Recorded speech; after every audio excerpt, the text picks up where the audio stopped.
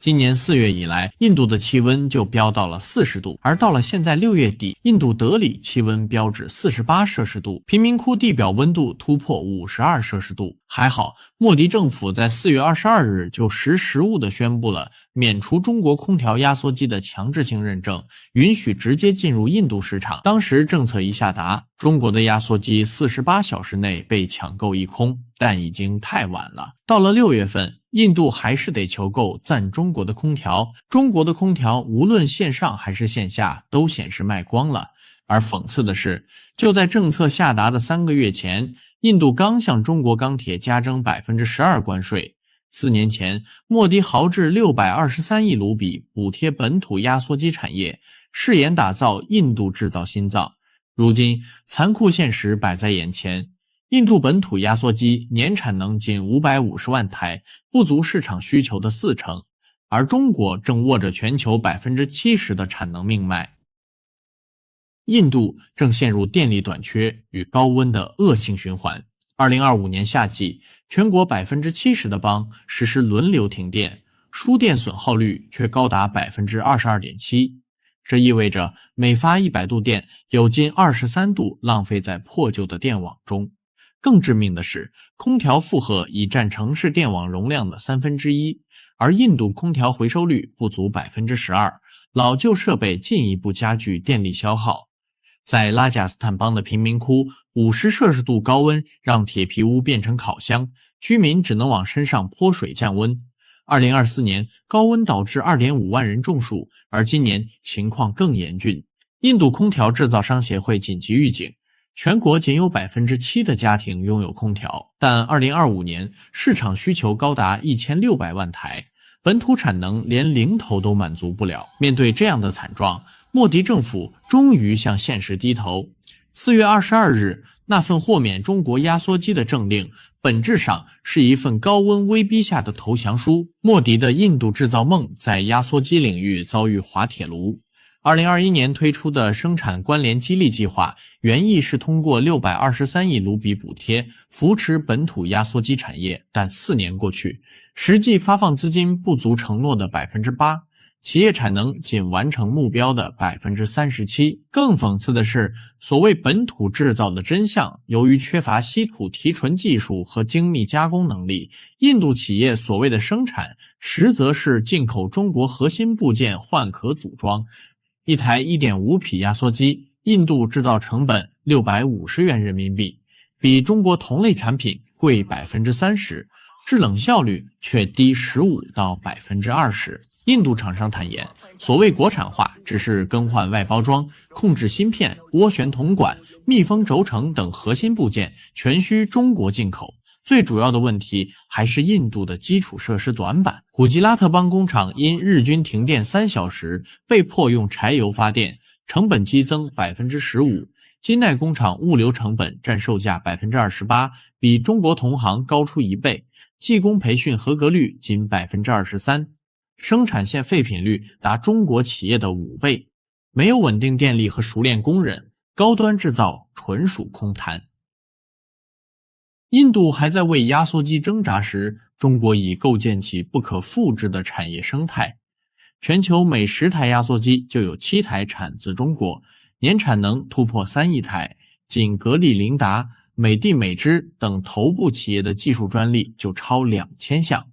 从江苏的铜管、浙江的轴承到广东的控制芯片，240公里半径内可完成全部配件采购，而印度组装周期长达中国的8倍。更致命的是，中国企业的科研能力可以针对印度的环境定制适合印度的空调。针对印度电网电压波动大的痛点，中国厂商开发出内置稳压器的专用压缩机，为适应高温环境，散热系统耐温阈值提升至60摄氏度。这种快速响应市场的能力，印度完全做不到。市场数据揭示残酷差距。政策放开后，48小时 Flipkart 平台上的格力、小米空调销量暴涨 280%， 经销商库存被清空。印度外交在空调危机中尽显尴尬。4月21日，美国副总统访印时，印度高调宣布对中国钢铁加征关税。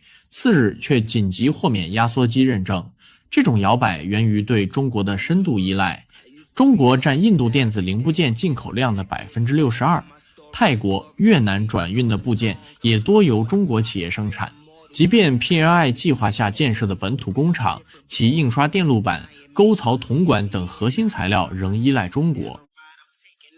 空调荒本质是基础设施全面落后的缩影。政府计划2027年实施新能效标准，要求变频空调占比从 20% 升至 90%， 电网改造停滞不前，全国 45% 输电线路超期服役，节电改造省下的电力又损耗在破旧电网中。能源专家指出，没有稳定电力，高效空调也是摆设。随着气候恶化加剧危机，国际机构预测2050年印度空调保有量将达10亿台。4月的政策急转弯没能阻止6月的空调抢购潮。这次的空调事件暴露出印度制造业的致命问题：供应链断裂，无法稳定供电，技术基础也很薄弱。咱中国足足用了40年才构建了从零件到整机的全产业链，而印度还一直停留在喊口号的阶段。这也是为什么中国能崛起，而印度还是一副半死不活的样子。真正的制造能力不是靠喊口号、高补贴就能搞出来的，需要的是踏踏实实的研究以及完备的基础设施。2024年12月，韩国总统尹锡悦这个神经病突然搞了一场政变，直到现在很多人都不知道这货到底是什么目的。但你仔细想一想，会感到后背发凉。他就是想把朝鲜激怒来打自己，然后引发中美再来一次朝鲜战争。要知道，这个世界上只有一个国家，他一旦挨打，中国必定要出兵，那就是朝鲜。而一旦半岛有事，美国也极可能投入战争。中美两巨头的对峙已持续多年，但你知道吗？当两国在贸易战、科技战、舆论战中你来我往时，全球有一群特殊的观众正屏息凝神、目不转睛地盯着这场博弈。他们不是劝和的调解员，而是一群手握筹码的投机者。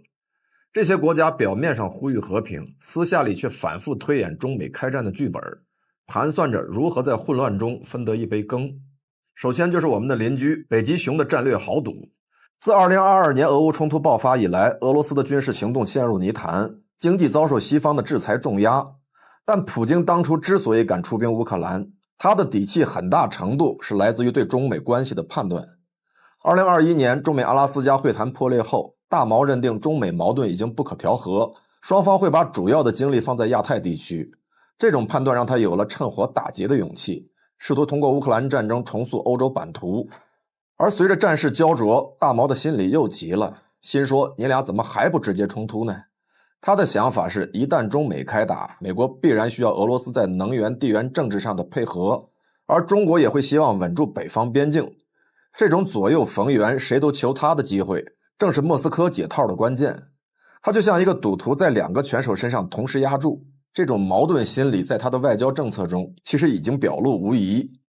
再看中东，我们都认为伊朗这个国家太怂，只知道升旗，但这种所谓怂的背后，或许暗藏战略玄机。站在伊朗的角度，单独一个以色列他并不放在眼里，他怕的是以色列背后的美国。一旦主动对伊朗动手，老美很可能像2003年攻打伊拉克那样迅速调集力量干预。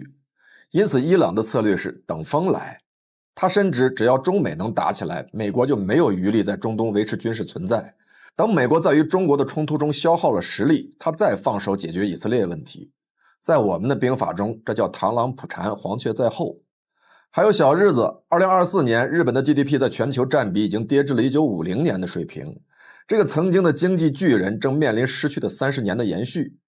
其实日本的困境很大程度来源于美国的亚太战略，他既要帮着老美遏制中国崛起，自己又不敢直接开战。美国这种威慑加遏制的平衡术，让日本夹在中间进退两难。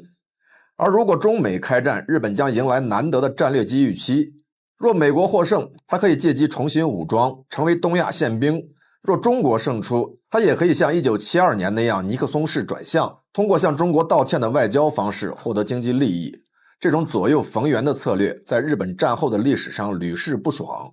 但是最痛苦的就是当下的这种局面，中美既不打也不和，日本就只能在经济衰退中越陷越深，还要承受驻日美军的各种骚扰。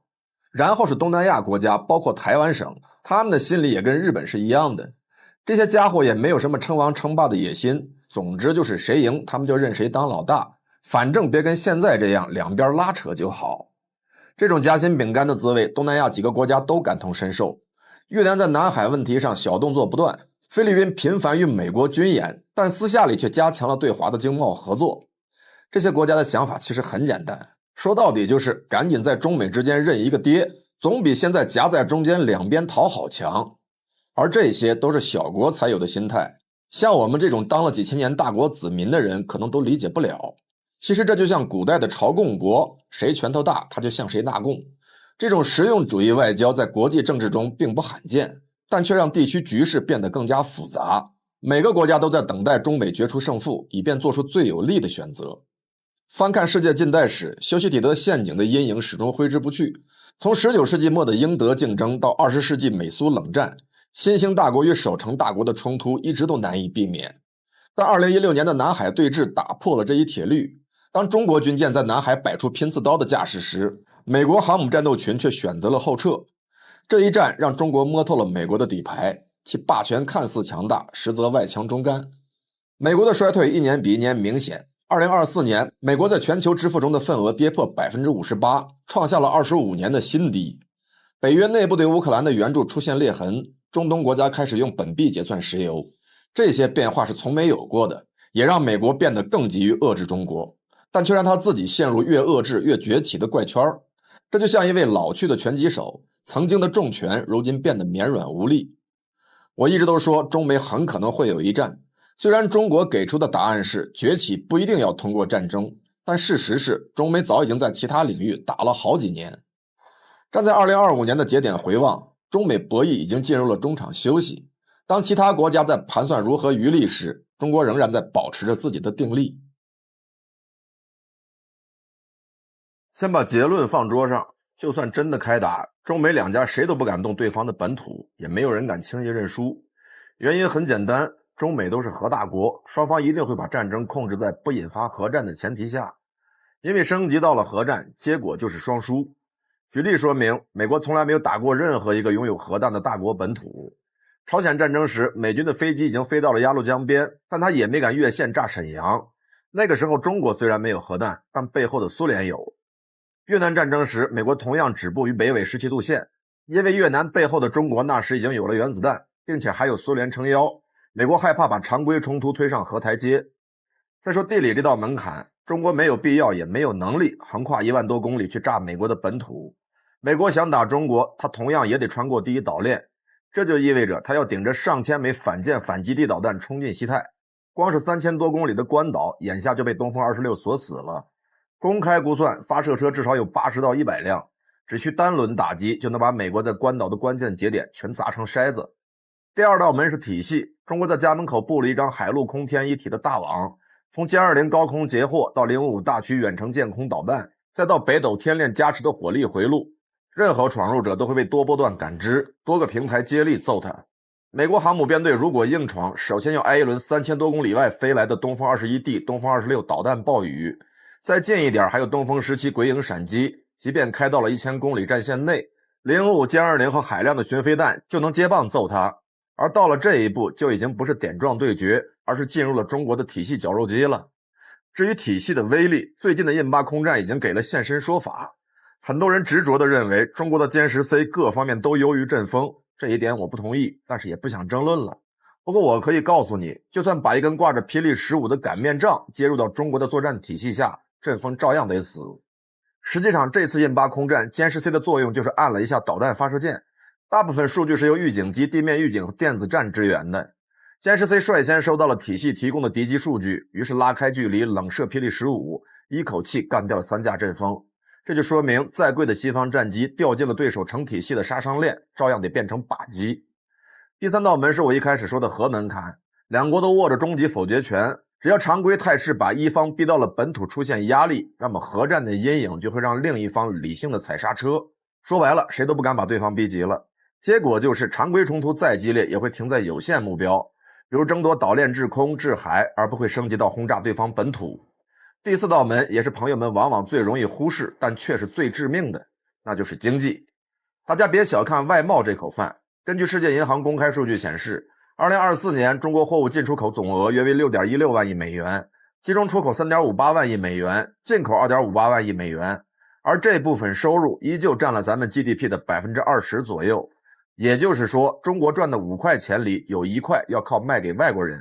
所以如果台海战火点燃，就会引来美国主导的全面制裁，美元结算被冻结，船只没有保险，进出不了港，高端芯片和关键零件断供，导致这条每年6万亿美元的外贸大动脉就会像被拧紧的水龙头，资金流货物瞬间被堵死，资本听到炮声会率先跑路，离岸人民币贬值，股市债市跳水，而这个冲击和损失比真正的战争更大。换句话说，中国不怕美军的航母战机，但是怕自己扛不住金融的冲击波。美国其实最希望的是中国出兵台湾，他就能获得一个理由，这个理由就是中国入侵民主地区。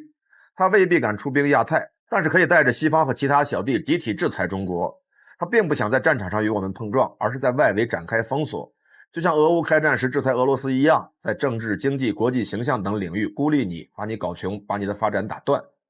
因为美国早就把保卫民主和台海现状写进了相关国内法和盟友条款，只要大陆动手，他就能引用这些法律，说自己是合法的反制，顺理成章地拉着队友一起下手制裁。为什么我说美国比中国更怕真打呢？答案是代价与收益不对等。美国的企图无非就是考虑中国武统台湾时他要不要出兵干涉，这件事让他非常的为难。不出兵，在盟友的面前就很难维持大哥的地位，出兵很大可能会挨一顿打，搞得灰头土脸，跌下神坛，这对他来说是个非常大的冒险。防卫盟友是政治面子，保关岛、保夏威夷则是战略底线。真要把航母硬塞进台海，美国得先签一张空白支票，要准备把2栖攻击舰、补给舰甚至冲绳、关岛的基地送到中国的手里挨刀。五角大楼2025财年预算8500亿美元，号称史上最高，但真正能往西太追加的快速增量有限，毕竟全球800多个海外基地都在嗷嗷待哺的跟他要钱。但美国的最佳剧本还是让中国先动手，然后把对俄制裁的那套把戏复制到中国身上，冻结外汇、断芯片，组建印太版北约，用政治加绞索把北京拖进持久消耗。所以台湾对于美国更像一张诱敌的道义门票，只要能把冲突定义为民主地区遭入侵，白宫就能在联合阵线里名正言顺地按下制裁启动键。所以中国为何按兵不动，并非是触美国的航母，而是盘算在降维打击之外的生存阈值。台湾岛固然重要，但还没有重要到宁可让14亿人勒紧裤腰带也要立刻掀桌子的地位。但假设中美真的要开常规战，战火基本只会烧到台海及周边空域，冲绳、宫古一线也会是主战场，炸得最猛。稍微远一点的菲律宾海关岛则成了外圈拉锯。中国不会越洋砸美国的脑袋，美国的舰机同样不敢硬闯到山东半岛外滩。谁跨过了这些门槛，谁就先把自己拖进了核末日的倒计时。所以真要论鹿死谁手，答案恐怕是谁先失去了战略耐心，谁就先出血。而耐心恰恰是21世纪大国最稀缺也最昂贵的武器。